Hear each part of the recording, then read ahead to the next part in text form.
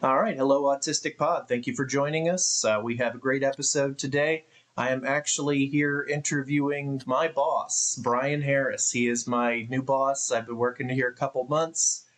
He's one of the best salesmen that I've ever met, quite frankly, and I would say that whether I was working with him or not. He is a self-made guy. Even in if you will, I mean, he'll tell you his story. But I just want to welcome Bryan Harris to the podcast. Thanks for having me, Nick. And I appreciate being here, getting the insight into your podcast. I've seen a few clips from the past, and I want to say that it's a pretty great thing giving a voice to, as we were talking a couple of days ago, to that crowd that maybe people would kind of write off. And so I think that what you're doing here is pretty great, and I'm proud to be part of it and honored to be a guest on here. All right, appreciate it. So tell us a little bit about yourself and your history and your story. Yeah, so let's go back to a little bit before Sales Genius Coaching. We can go back to how I first got started in business. When I first got started in the business world, it was a little bit unconventional for most people. I didn't go to college and then get a degree and then go on to get funded by different banks and different investors. It was actually a pretty wild ride when I first got started in my first business. So when I first got started, I was actually just making and designing t-shirts and hoodies and different clothing aspects for kind of like the streetwear kind of designer type of thing, and it was going pretty good.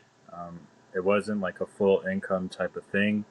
I still worked a fast food job at Wendy's, and I was doing all this work and this designer work while having this job, and it was okay, but it just something about it didn't feel like I was going to expand on it, right? And so I kind of gave up on that, and so I think you can call it almost like the first not failed business, but just something that I gave up on early, right, without seeking it through and getting through all of the challenges that I would have been faced.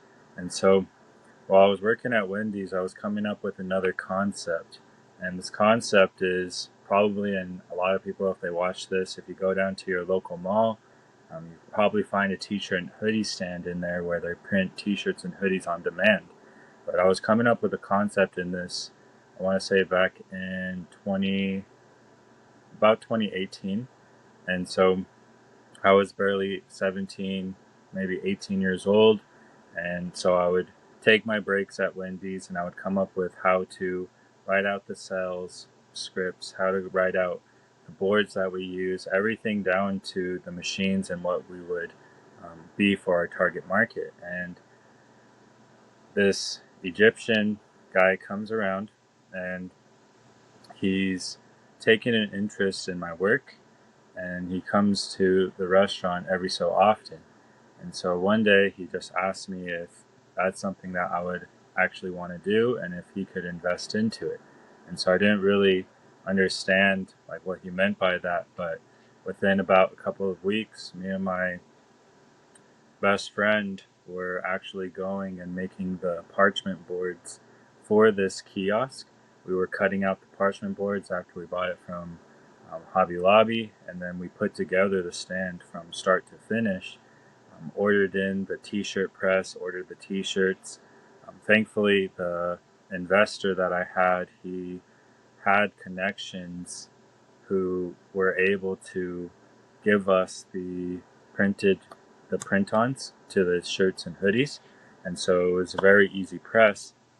But when I first got started in that business, it didn't really teach me a whole lot about how to successfully run a company. It actually taught me a lot about how not to run a company. And so I wrote 2 books actually about my experience inside of that company and how we scaled it to over 20 stores in under 3 years across 6 states. Here in the Western Hemisphere, so from Montana to Washington to Utah to Southern California, all the way over to New Jersey and even North Dakota, South Dakota. And so in that business, what I learned was a lot about what not to do. How to not make it a win about yourself, but a win about your team. More so about how to get people from maybe not knowing how to sell anything or not wanting to sell to figuring out how to get them to sell effectively. And then it taught me a lot about objective handling, marketing, and it gave me a lot of the foundations that I used in my later pursuits in telecommunications and in insurance as well. And so with that first kiosk, it was a really great experience about business, and that's where I get a lot of my experience from. But getting into what I'm doing now with Sales Genius Coaching, what I've been doing over the years is doing a ton of sales training with different mentors, people like Brad Lee, Grant Cardone, Jeremy Miner, and I went and worked inside of a lot of these businesses doing high ticket sales over the internet. And what we've been selling is different courses, marketing packages. You can usually come up with a service and name it. Usually we've sold it high ticket. And I've taken everything that I've known and wanted to give something that I felt like a lot of these, I guess you can say, corporations or influencers really weren't doing inside of their business. And so I wanted to copy them, but just change little nuances to make it more effective for each agent. And so that's where Sales Genius Coaching came into play. I first started off with just myself and my girlfriend, where we're just figuring out how to get this to market. She watched me build out the website and figuring out how to get the CRM to a good, effective rate. And that's how it went for about 6 to 8 months before I actually found my first employees. And once I found my first employees, it took a lot longer than I would have thought to actually figure out how to lead a remote team effectively. This was my first time actually leading a remote team. All of the endeavors that I've done in the past were always in person. And so even though I was selling over Zoom and Google Meets, that was mainly as a salesperson. It wasn't really as a manager. And so now going into a manager and an owner role, I want to say over the past 2 to 3 years, it's taught me a lot about how to lead a team that's fully remote and how to make sure that team is effective in all ways and how to support that team in all the possible ways you can, from marketing to automation to lead flow to making sure and having that credibility for them there and just giving them that belief so that no matter where someone is at in the world, they can tap into our mission quickly and get them some results as soon as we possibly can. So I know I went off on a little bit there, but that's it's hard to say just one piece or like what I am or what I'm doing without giving some background to it, without saying, this is kind of where I come from, because the last thing I want is for anyone to assume that, I did it the traditional way, which we were actually talking about a couple of days ago too, was the traditional route is, going to college, getting out of college, finding a job, or starting a business, finding investors. And that just wasn't how it went for me. It wasn't how Sales Genius Coaching was created either. A lot of the way that we were created was sort of off the cuff. I was pissed off at corporations. I was pissed off at not feeling like I had the time that I wanted out of my life and that I've given so much time to corporations, and I wanted to create something that could give that time back to not just the reps, but everyone involved, including myself. No, absolutely. And I mean, it's a great organization. I mean, you're so easy to work with, and you're just such a wealth of knowledge. I've never worked with anybody who has an answer, and if they don't, then they go and ask and they look it up and they find out. But I mean, most of the time, I mean, I've my history, 20 plus years in sales, I mean, most salesmen, most sales managers, most CEOs, most owners, they don't know what's going on with their business. They don't know what their reps are doing. They don't care as long as the bottom line is growing and positive. They don't care about about their reps' well-being. They don't care if they're working them too hard. They don't care if they're getting the knowledge that they need, because they'll just bring in new people. That's the answer in the corporate world, is that just, oh, you can't do it, well, somebody else will. It's not my job to train you. you know Right. Right. I've and seen yeah. a lot of managers give up on, especially with a large known telecoms retailer that I actually worked with. As a manager, I've seen a bunch of other managers just not really caring about the performance of their reps. And a lot of the reps' performance was tied to how much money they were earning and how much money the manager was earning. Right? Not a lot of them really cared about that. And so for myself, I've taken people that had no sales experience really at all. They've had customer facing, but their livelihood never depended on them making sales. And I turned them into the best reps in the country, enough so that we were able to go to Cancun. My girlfriend and myself were able to go there on a president's trip, because we were the top five leading stores out of 3,000 stores in the entire country. Now, keep in mind, this population of the store that we were running was actually in a population town of barely 10,000 people, barely 10,000 in the middle of nowhere, Wow. Wyoming. And so, if a little store like that is able to do that with that little of a population compared to somewhere like Billings with over 100,000 people, and I think it speaks a lot to the processes that managers have in place or corporations rather than just solely hoping that something will work. And I think you're completely right about people saying it's not my job to train you. That was a lot of the tone that I seen in those managers with that big box retailer. Yeah, and I mean, sometimes they probably don't even know how. They just got there by either failing upwards, or just all through the corporate world. Just got hired in. Maybe lied on their resume, or maybe they're friends with somebody. The nepotism. You run into that all the time in the corporate world, where you're just where you look at your boss and you're just like, how are you in charge?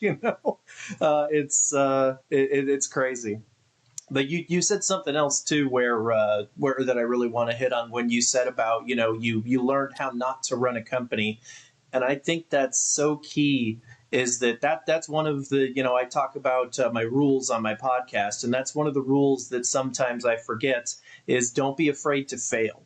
you know you want to try things, you got to get out there, you got to put yourself out there, and you did. And you failed your first time, but you learned from it. And you adjusted, and you kept pushing, and then you made it happen. I mean, you were in your teens, and I mean, I don't want to address any specifics, but obviously you were probably living a good life versus most other teens. You were working hard, obviously, but I'm sure you were enjoying it, and you probably made some mistakes with some of the money you made too, didn't you? Yeah, yeah, and that's another big topic that I think it probably isn't expressed a lot in the mainstream media. Is a lot of people tell you, when you're growing up, or if you're a sports or an athlete or whatever it is that you're doing, and a lot of them always talk about, what if you fail, then get back up and try again, and get back up and try again, keep going. But not a lot of people talk about what happens once you do find that success, and what do you do then, right? Because that's what I experienced a lot when I was finding success with my first company. What I found was having this excessive amount of money, um, being in my control, and having this type of power at a young age, it does a lot to your character and to your mind. A lot so to where you feel like you're a little bit elevated to some people. You feel like problems that a lot of other people your age you don't really have to deal with, which is true in the money aspect. right? And also in the aspect of who am I? What is my life goal? What is my mission? I kind of had that a little bit more figured out than most people my age, right? But what I also seen that I didn't have control of was desire, right? The desire for, let's say, for drugs. That was a huge issue when I got my first company off the ground. Was I had a really bad habit of spending my money, whether it was weed, alcohol. We can get into illegal substances like cocaine and other things, which it just wasn't very productive for someone who was leading a company like that, right? And so there's days where I'd come in after like a night or weekend binge, and then I'd just be entirely pissed off at my team, right? When they were there to just be productive and lead their jobs in the roles that we hired them for. Mainly, they were my friends, and so it just really created this dogma or this kind of dramatic relationship that I really wish if I was able to go back and maybe change one thing in my life, it would probably be that. It would probably be that one thing would be to go back, change that I ever really got into that phase of habitual substance use and lean more into kind of therapy, psychiatry, and then getting the real help that I needed. Because most of it was running away from problems, right? Because in my youth, not to go off on too much of a tangent, in my youth, No, go for it. I had a lot of issues growing up. Right, we had issues coming from a small town. My dad left when I was about 9, 10 years old. It was my mom raising 5 kids pretty much on her own. I had a little sister, a little brother, and so I didn't come from like not even a normal background, I guess you can say. And a lot of the times, because I was living near a reservation, we were dealing with a lot of poverty stricken things. And so I brought this into my first business, and I had this, I want to say, like a not always going to be there mentality. If I don't use this cash, then it's going to leave. Right. And so I always had this thing of like FOMO, trying to get in on the biggest parties, trying to get in on the biggest moments, trying to get in on cashing in on my youth. And for a time, it worked. But after a while, I figured out in that business I just wasn't happy anymore. And thankfully, some other things were conspiring with my business partners that I was able to exit peacefully. And I wasn't really tied down to that position. And so when I go into kind of that use of my money, um, whenever you find success on that business side, I want to say that the next step is to figure out how you can still self develop.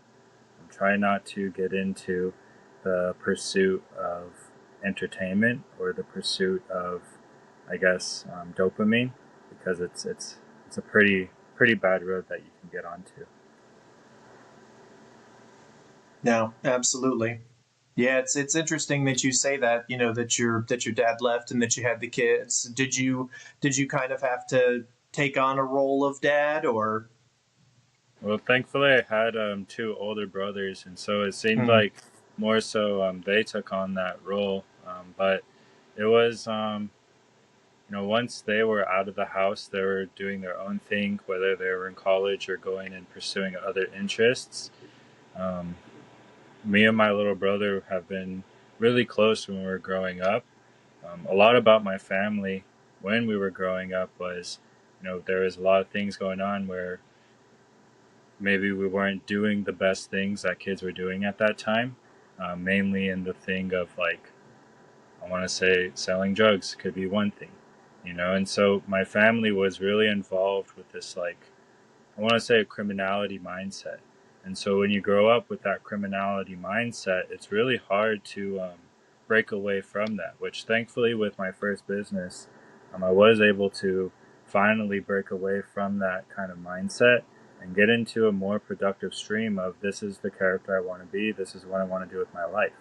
But even with that, my family, for a long time, it was really hard to get them out of this. We need to scrounge and find all the discounts and figure out how to, sell drugs to make more money and how to, I guess, manipulate people to sell these drugs. And it's a really hard mindset to get out of. And being one of the first ones to actually get out of that and be the one to say, I don't want to do this, I want to say it led the road for a lot of my other family members. Well, that's great. And I appreciate you, being open and sharing that, hard history. Yeah, it's I don't talk too much about it in obviously our training calls, just because I focus on the sales aspect. But a lot of people wouldn't really recognize that when they talk to me, is that past that I carry with me that I actually still focus on today. And there's a lot of things like compulsive disorders, maybe OCD, maybe things like that just have followed me for such a long time. And I know that if you don't get help for it, then it's never going to be fixed. So there's no such thing as wrong as asking for a little bit of help. Yep. Nope. That's been a constant message with us lately. is me being somebody that needs to ask for help, and that's a good message for everybody out there. Anybody listening, is that, if you, and this is exactly what Bryan told me, is that, he's more than willing to help, but you need to tell people what's going on. People don't know what's going on in your head. If the worst thing that you can hear is no, and then you're in the exact same position that you're in. But if you ask somebody for help, and there's somebody who has the means to help you, and they're a friend, or they're somebody who wants to support you, then you never know. So don't be afraid to reach out for help, especially if you're going through tough times, especially if you're, now it's my turn to open up my demons. Last year I've talked on the podcast many times about how last year I was I was so depressed that I considered checking out. I had moments where I got so drunk and so depressed and so, frustrated, and I was able to find my way out of there. But I can vividly remember back to that time, because it wasn't that long ago, to remember that it did not seem like it was going to ever go away. It did not seem like anything was ever going to change. But I did ask for help at that time. Not that, you just don't want to wait too long. Luckily I was able to catch myself and send out a Facebook message, and a few friends reached out, people that I rarely speak to, but they heard me, and they listened, and I got together with my family, and we had some conversations, and that led to me being more close to my mother than I ever was, because my mom never understood, because I was never diagnosed as autistic. My mind is just always racing. And so we were at a basketball game, and I told her, I'm just looking around and I'm watching people just watch the basketball and just kind of sit there. And I said to her, I was like, I feel like most people, when they watch this basketball game, they're just like, look at him bounce the ball. Now he shot the ball. Oh, he missed. Oh, get the rebound. Me, I'm going, oh, I wonder what offense they're running. Oh, I wonder who the player with the best shooting percentage is. Oh, I wonder what this is. How many rebounds are they gonna get? Is anybody gonna, my mind is just always just rattling off, and I can't even give it justice, but on anything. And this is just proven by neuroscience that, autistics and neurodivergents, they have more synapses in their brain firing, so they just have more thoughts, and it's just you have to try to negotiate with that. And that's why sometimes when you talk to somebody who's neurodivergent, it takes them a second to answer, because they have to process that and silence all the rest of the noise and say, how do I want to answer this without coming across crazy or unhinged or whatever? How do I sound normal? And sometimes it's easy, but sometimes it's not. And so that's what this podcast is here for, is to share those moments, and to give people a platform to be able to say these things that are, just inside their brain, and that most people wouldn't know without asking. Because that's where the rubber meets the road. That's what has made Bryan Harris the successful entrepreneur and CEO, that he is because he struggled, and because he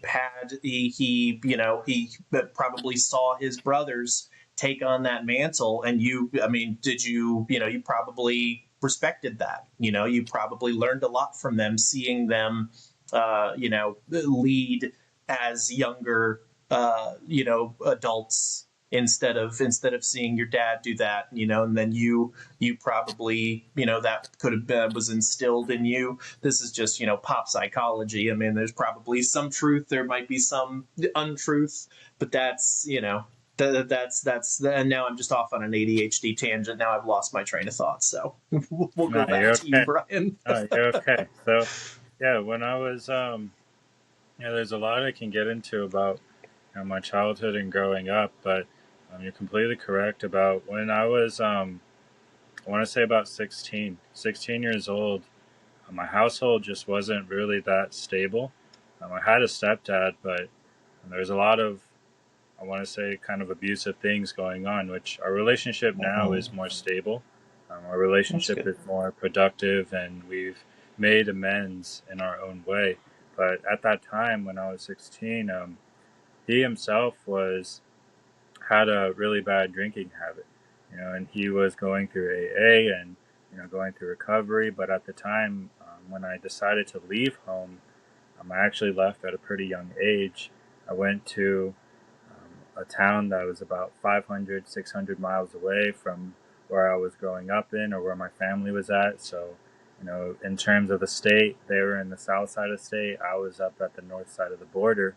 And so going there when I was about 15 years old, I just stayed there with my girlfriend at the time and figured out how to really self accommodate and be self sufficient on myself and what we were doing there. And so, even over there, it wasn't the best environment because it's not like I was going to school. I didn't really have a job.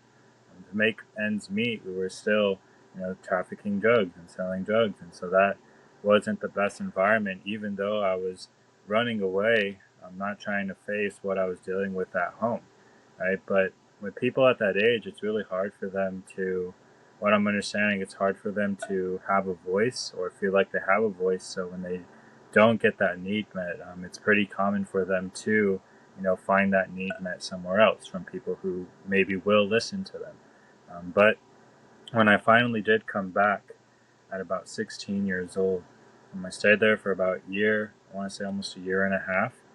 I did come back to my hometown where my family is at. And at that point, my older brother was doing a house for one of his clients. And so I went, lived with him because I didn't want to go back to the home that I, previously left because it wasn't stable.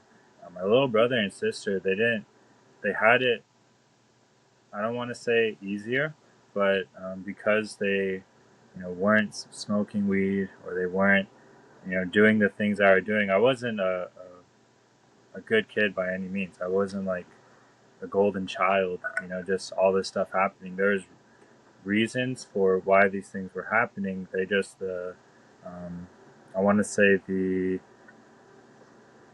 discipline just went a little bit too far. The discipline just went a little bit further than what it needed to be, which, it just wasn't suiting my needs at the time. And so when I went and lived with my older brother, during that time, I got really big into self-development. And the reason why I remember that so big is because that laid actually a really big foundation in my life. Getting into the gym, eating the right foods, waking up early, having a productivity list, finishing school, and getting into a good job or going and pursuing a business. At that time, I didn't really have any aspirations for starting a business, but after living with him and doing those things, like waking up at like 4 or 5 a.m., he would just turn on my light and tell me, come on, it's time to go to the gym. So I would lay there for like 10, 20 minutes and then finally get up and go to the gym.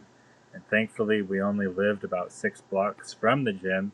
So whether it be snow, I remember a few times it was like storming with snow, like a blizzard, and we would still get up, put on all our gear, and just walk over to the pool and get to the gym, right? And so that was like a very big foundation of, my upbringing, and it's something that I carry with me every day into a lot of my conversations, and the way that I try to lead other people is, paving out this way for them, giving them the tools, and then being there as a mentor for them to help them pursue this. Because there's a lot of times where I remember just nights, trying to give up, crying, and not really feeling like my life had a lot of value. But thankfully, I had my brothers there to really help me and kind of talk with me through it, and just give me that motivation that I wasn't able to supply to myself at that age.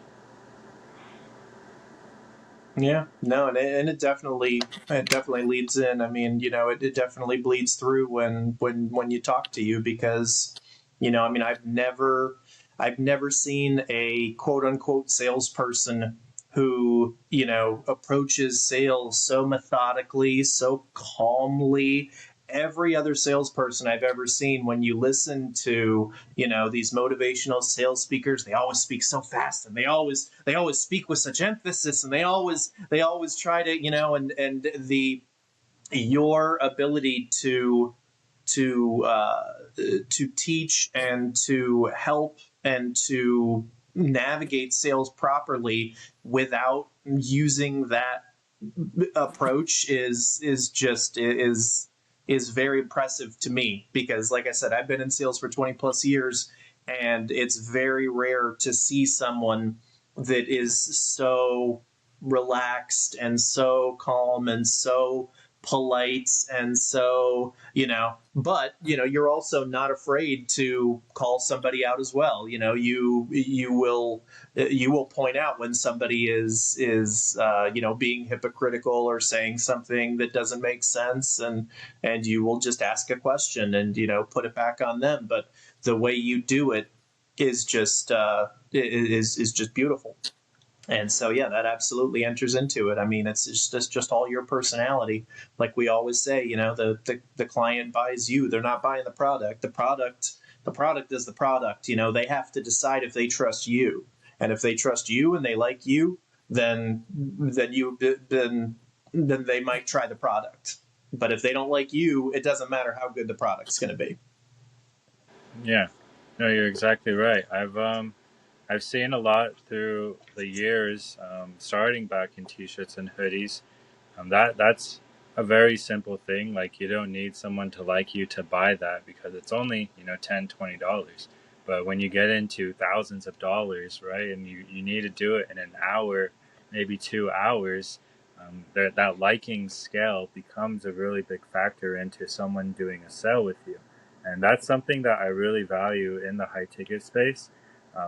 Even with AT&T, when I was working with the retailer that they work with, there was a very big stigma around managers and sellers kind of being assholes. Like, kind of being like, I know more than you. I'm the one who has the discounts. I'm the one who can port your line. There's no way for you to get inside the system if it isn't through me.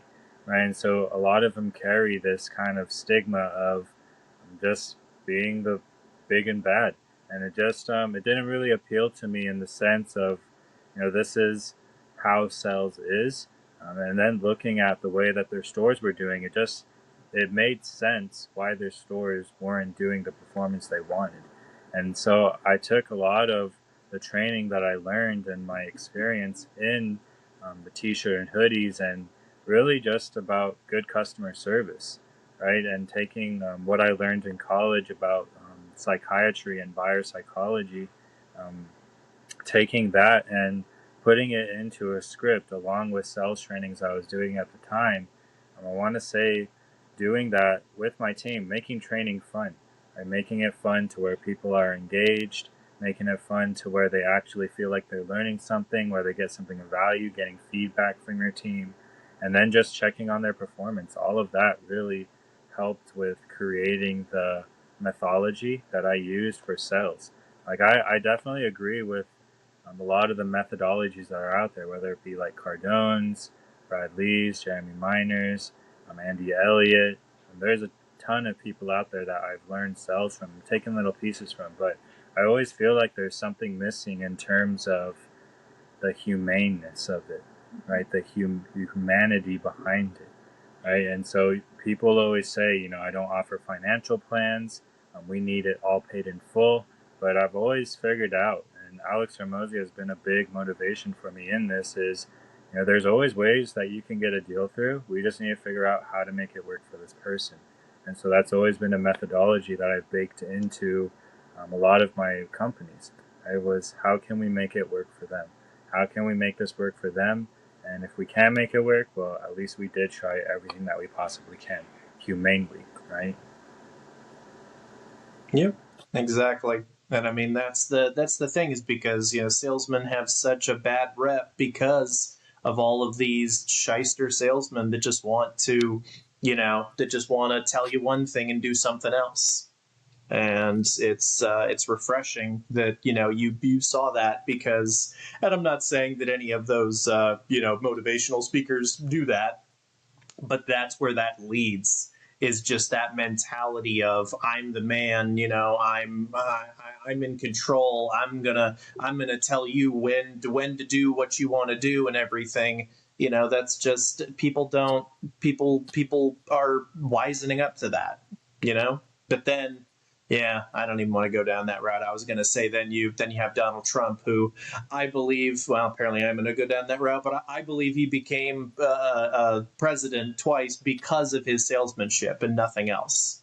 He is a good salesman, but in that old salesman way where he promises the moon and he delivers cheese, Yeah, yeah, and that's when I come across a lot of, I do a lot of marketing, and speaking to what you were just saying about that with like the cheese salesman, right, where they overpromise and don't really deliver.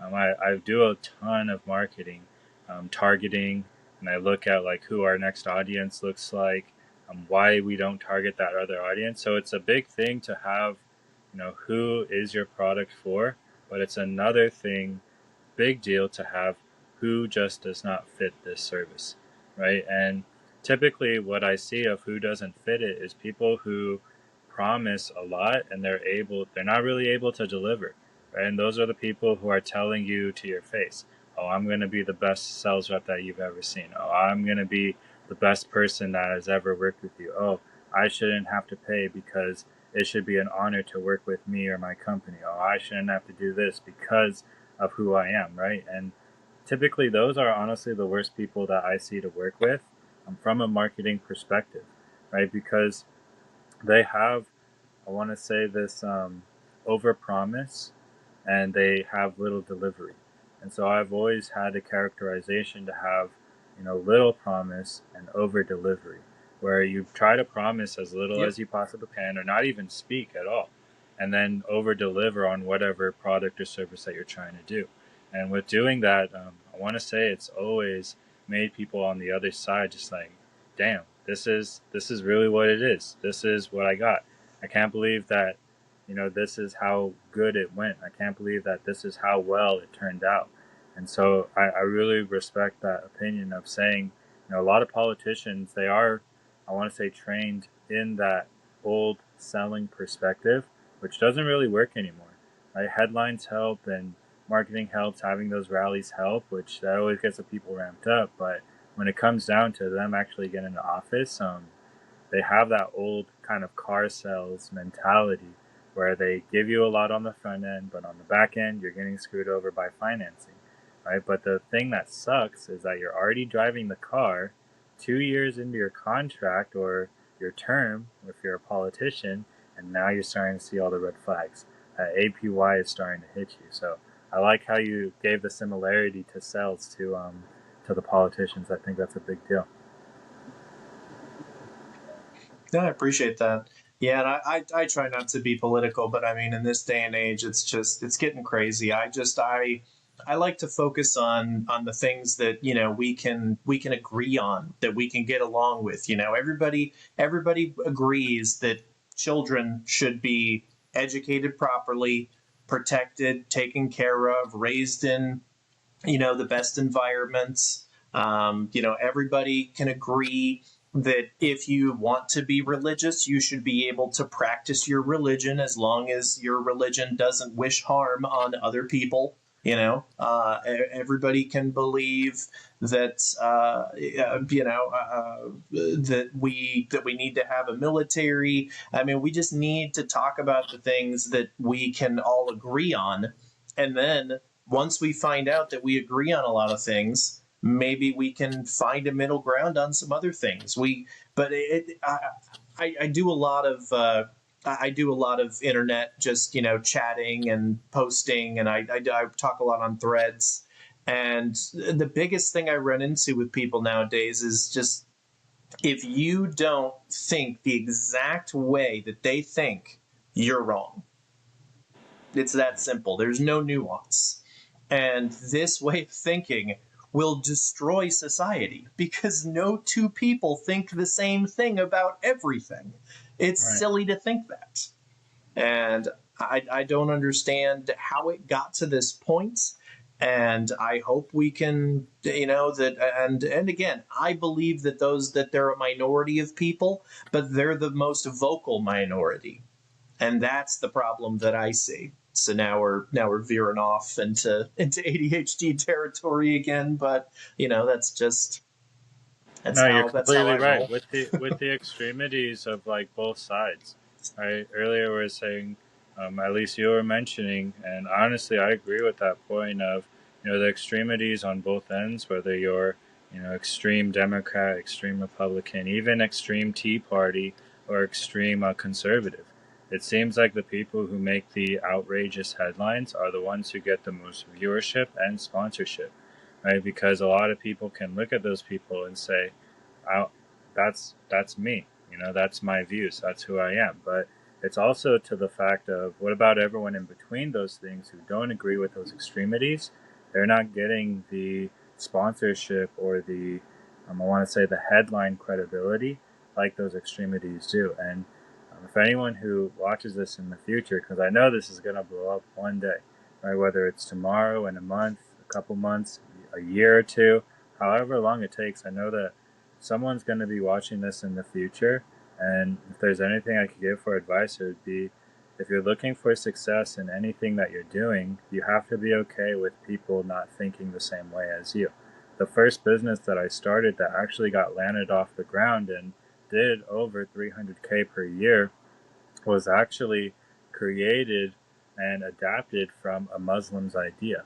And that Muslim was the one who actually came and funded my first business. And every day he would tell me that he didn't agree with me being Catholic. He didn't agree with, Jesus Christ. He had the Muhammad. But we still had a really great partnership in terms of business. Anytime that I needed to go to someone for business advice, that was him. Anytime I needed to go to someone for sales advice, it was him. Anytime I needed to find workers, he gave me the game plan. So, like, even though we didn't have this agreement on religion, practice of religion, we didn't have this agreement on maybe the work ethic of Americans. He really just hated Americans. But in the same sense, we had this agreement on what a successful business should look like and how it should run. And in that agreement, that's how we created this $300K company per year in as little as 3 years. It's what gave me my first successful exit, was because we had the successful partnership. So when you come across people that don't have the same mindset as you or different opinions, it's actually a really good thing, because that's stuff that they know that you probably don't, or that you just don't care to learn. Yeah, exactly. That's such a great point. You never know. And I mean, it's so funny because I was literally talking about this on Threads this morning. Somebody posted, not everybody has something to teach, or I think they said, it was you can learn something from everybody, and a lot of people were arguing about that. And my point was, the things that I learned the most, like you said, you learned a lot from your failure. You learn from failure, and you can see others giving an example of what you'd never want to be. I've learned more about what I want to be in life by seeing people act in a certain way and say, I never want to do that. when you see a grown adult have a meltdown, and maybe this isn't an autistic meltdown or neurodivergency or something. This is just this is like a Karen. This is like somebody who is just complaining about the service, or somebody who's belittling somebody else or something like that. That's not who you want to be in this world, because what are you putting out there? And that gets back to the same thing about the humanity in sales. And everything you do, you should bring humanity into it. You should never discount another human being just because you disagree with them. So I love that you made that correlation and were able to share that story, because that's Yeah. very powerful. Yeah. And before we get too far, into the next subject, but I really like the topic of disagreement, which even in our sales trainings, you've heard me talk about, trying to find those disagreements. Because once we can find those disagreements, now we know what we disagree on, then we can find something that we do agree on. Or if they disagree on, this is the correct product or the correct fit for them, or whatever it is about the service, well, now we can find how do we make this work for them. So those disagreements aren't a rejection of your service or your product. It's actually an invitation to figure out cooperatively how to make this work for each other. And so I really am big on that disagreement category. I want to say that it's a way that I try to lead in my trainings and even on my sales call.